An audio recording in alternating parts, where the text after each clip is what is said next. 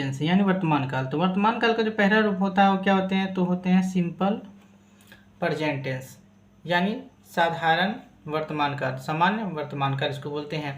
ठीक है, इसका हम लोग पॉजिटिव सेंटेंस का जो अनुवाद हिंदी से जो इंग्लिश में करते हो कैसे करते हैं। जैसे में देखिए आई यू वी दे, इनके साथ किसका प्रयोग होगा, तो V1 का प्रयोग होगा। उसी तरीके से सी ही और किसी का नाम अगर रहे तो किसका प्रयोग होगा, तो V5 का प्रयोग होगा। ठीक है, सपोर्टेड कर, चलिए हम एग्जाम्पल कुछ लेते हैं।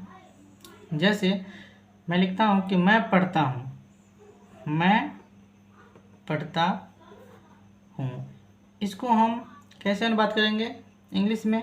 तो देखिए मैं क्या होता है आई, रीड मतलब क्या होता है पढ़ना, तो READ रीड, क्योंकि यहाँ पे क्या लिखा है कि वर्ब का पहला रूप। उसी तरीके से अगर इसी में रहता है राम पढ़ता है तो क्या बन जाएगा, तो यहाँ हो जाएगा राम रीड्स, राम रीड्स। क्यों, क्योंकि यहाँ देखिए हमने क्या बोला कि किसी का भी नाम रहे तो वर्ब का क्या रूप चल लगेगा, तो 5वां रूप लगेगा। ठीक है, उस तरीके से अगर वह पढ़ती है, वह पढ़ती, वह पढ़ती है अगर रहे तब क्या होगा, ये लड़की का बोध हो रहा है नहीं, यानी स्त्री का बोध होता है हो रहा है। तो फेमिनिन का अगर जिससे बोध हो तो उसमें क्या करेंगे, तो सी का प्रयोग किया जाता है, तो सी रीड्स, सी रीड्स।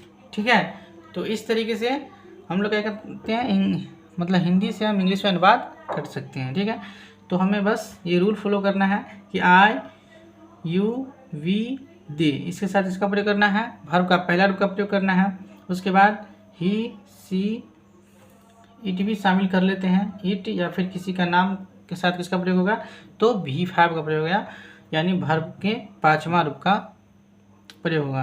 देखिए जब हम लोग कोई भी चीज़ नया जो लैंग्वेज सीखने वाले होते हैं या फिर सीखने के लिए जाते हैं कहीं पे, तो हमें क्या करना पड़ता है कि जितने भी सारे उनके वर्ड हैं उनको पहले वर्ड मीनिंग के साथ क्या करना पड़ता है, तो याद करना पड़ता है। जैसे में पढ़ना, पढ़ना क्या होगा, तो रीड होगा, है नहीं। पढ़ाना, पढ़ाना का टीच होगा। ठीक है, गो, गो मतलब क्या होगा, जाना। ठीक है, तो इस तरीके से हमें क्या करना पड़ता है, तो वर्ड मीनिंग तो पहले याद करना ही पड़ता है। इसलिए आप लोग पहले क्या कीजिएगा, वर्ड मीनिंग याद कर लीजिएगा। वर्ड मीनिंग के याद करने के बाद फिर जाके जो वर्ब के फॉर्म होते हैं उनको थोड़ा अच्छे तरीके से ध्यान से देख लीजिएगा, है नहीं। क्योंकि देखिए वर्ब के जो रूप होते हैं उसको याद करना और समझना दोनों पड़ता है।